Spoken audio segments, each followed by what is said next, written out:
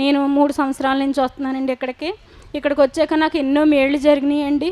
అలాగే నా బిడ్డ మొన్న ఆదివారం పడుకున్నాడండి. పొద్దున్న లెగ్గొడదామని లెగుతుంటే బిడ్డ లెగుతూ లేదండి. అసలు ఎలా పడేసిన చెయ్యి అలాగే, ఎలా పడేసిన కాలు అలాగే ఉందండి.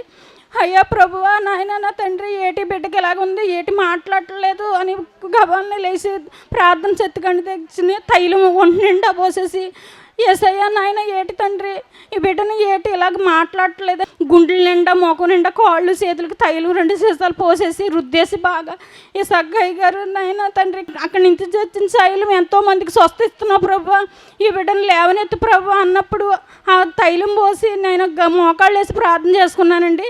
కొంతసేపటికి నోటంట ఆవిరి కింద వచ్చి బిడ్డ కళ్ళు తెరిచి చూశాడండి. నాయన ఎంత స్వస్తి ఇచ్చావు ప్రభు బిడ్డకి నాయనని ఎంతగానో కుమిలిపోయాను ప్రభు. బిడ్డ నాయన లేవనెత్తో ప్రభా, ఈ బిడ్డ చిన్న సాక్ష్యాన్ని దీవించును గాక. ఆమేన్.